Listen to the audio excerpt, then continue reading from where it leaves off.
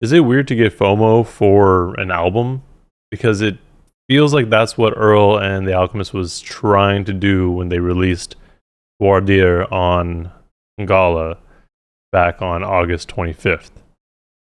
Now, if you don't remember, Gala is essentially a streaming site which essentially allows the users to purchase individual tracks and art as NFTs. You can still listen to the music on there for free without purchasing anything, but that's kind of the main point of it. And as the song gets plays and more streams in general, whether it be on Gala or other streaming sites, you get rewards. It's kind of a cool way to do it. I would have preferred a different way to listen to it, though. But with that said, we now have the album on streaming services. So that's awesome. But not really. So it's good that we got the album on streaming services, but it's not the exact same album that was on Gala. There's been a couple of modifications to the track list. So basically just a few tracks got swapped out. So the 3 that were removed were All the Small Things, My Brother the Wind, and Jeb. Those were replaced by Heat Check, Mancala, and The Caliphate. The latter of the 2 feature Vince Staples. We don't really know why these changes were made. Usually when songs don't make an album, it's due to sample clearances. That could very well be the case. I know Alchemist loves to sample, and this being a fairly major release, you could say, maybe we just didn't get clearances, or maybe we're waiting for like a deluxe edition or an excuse to put out a deluxe. Another possibility is they just liked how it sounded on this better, like this track list flowed better for them. Or a third option, maybe this was done to create some sort of exclusivity for Gala, which doesn't really make sense, because the way that Gala works is you can purchase the songs as NFTs and whatever and listen to it on Gala, but the main way that you benefit from it is by just getting streams in general, whether it be on Spotify, Apple Music, Tidal. At least that's my understanding of it. And by not having those 3 songs on there, those songs are not going to get streamed as much. Because realistically, people aren't going to be going to Gala to listen to 3 songs. Especially because their music player is not the greatest. I was trying to, when I was looking up stuff for this video, I was trying to listen to the album, but kind of jump between tracks, and it didn't really like that. So that's one thing. Apparently, they are putting out a mobile app, so it will be more easy to listen to music on the go. But I'm sure they're gonna find some way to mess it up.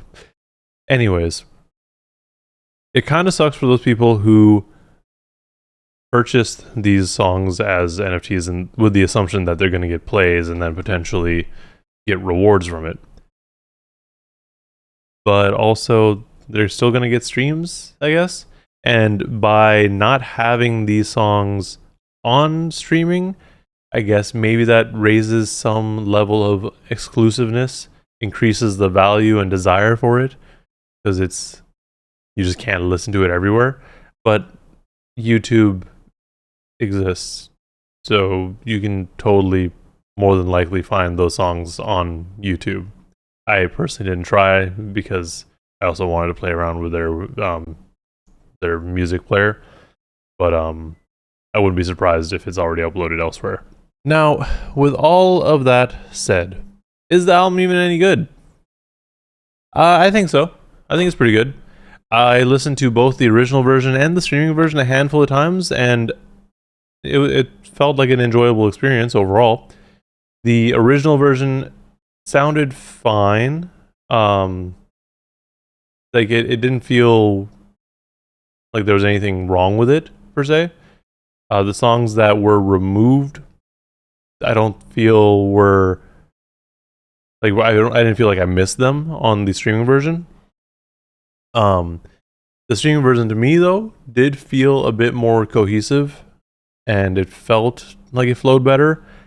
That could very well just be due to the inclusion of Vince Staples and Heat Check being kind of a vibey song. Now, speaking of like potential reasons as to like what it sounds like and why it sounds a little different, I'm not sure, honestly. Like it could be just that those songs are better. It could also just be like they with the included skits, they sound better as well, because we did get some of the same transitionary skits on tracks. So, for example, the skit that we had from My Brother the Wind to 27 Braids got carried over to the transition between Mancala and 27 Braids. So it sounded pretty good there. I just personally like albums that flow well in that sense. Like it transitions to the next song perfectly and doesn't really sound like it's necessarily a different song, or it's a very smooth transition. But you know, overall, enjoyable listen. I'm gonna listen to it a handful more times. I do kind of wish it was longer. I'm not sure. Well, in terms of total runtime, individual songs or individual tracks, I don't necessarily want more of them on there. But if we had expanded some of the songs, I think it would have been better. The runtime currently is like 26 minutes. If we got a good 35, I think that'd be cool. And that's something that we totally could have gotten out of it, I think, because most of the songs are right around 2 minutes or so. So there's a lot of room to expand. But I guess to be fair, Earl's been kind of leaning more towards shorter songs in general. But yeah, I like the album. Thought it was cool.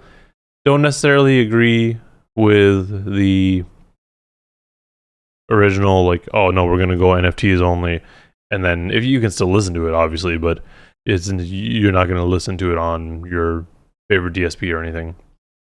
Like I'm sure there were other ways for them to have done it. Personally, I feel like if they had gone more direct to consumer, Voir Dire would have been a more accepted project. Like people have been doing direct to consumer forever, and then you can listen to it on streaming whenever the time comes. Like you can go the Bandcamp route, you can go on your own website.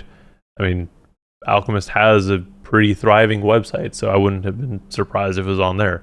Like he's worked with Rock Marciano, and Rock Marciano always puts out his projects direct to consumer before it goes streaming. I don't know though. Let me know in the comments below what you thought of the project, both the original and the streaming, and which one you prefer. And while you're down there, like and subscribe to see more content like this.